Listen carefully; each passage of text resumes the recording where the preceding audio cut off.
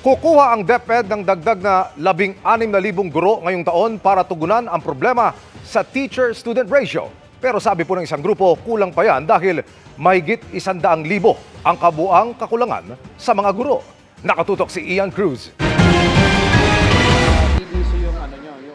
Dalawang magkasunod na taon ng aplikante si Cecilia para makabalik maging guro sa public school. Noong nakarang taon, di raw siya pinala dahil sa kakulangan ng mga sertipikasyon at ilang kasanayang kailangan para matanggap na guro ng Department of Education. Naayos na raw niya ang mga requirements. Kaya sana raw makuha na siya ngayong taon lalo't nabalitaan niyang may 16,000 na guro ang kukunin ng DepEd.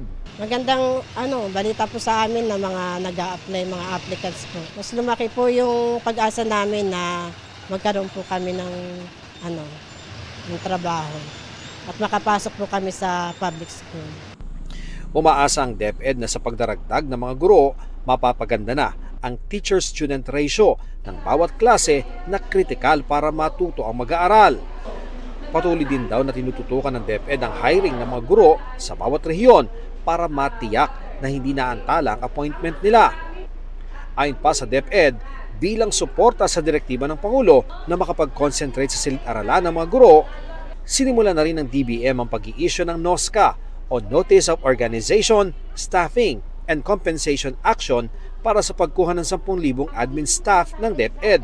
Madali lamang daw malaman kung may kakulangan talaga sa guro ang isang paaralan. Sumilip lamang sa mga klase at makikita ang indikasyon na nagsisiksikan ang mga estudyante sa isang silid-aralan. Pero sabi ng Teachers Dignity Coalition, nasa 100,000 umano ang kabuang kulang na guro sa bansa.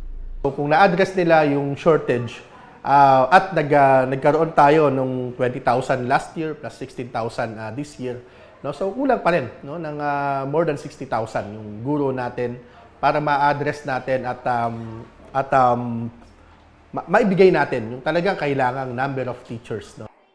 Mahalaga raw magtuloy-tuloy ang hiring ng guro. Dahil sa kakulangan ng mga guro, nasa sakripisyo raw ang kalidad ng edukasyon ng mga mag-aaral habang nangangahulugan naman ng mas mabigat na trabaho para sa mga guro. Dalawang bagay nga yan. Tumataas yung trabaho niya dahil checkan niya isa-isa yung mga trabaho ng mga bata, yung exercises, yung grades niya, gagawin niya isa-isa. Individual yun At hindi niya rin natututukan yung individual needs ng mga bata natin in terms of learning and even behavior.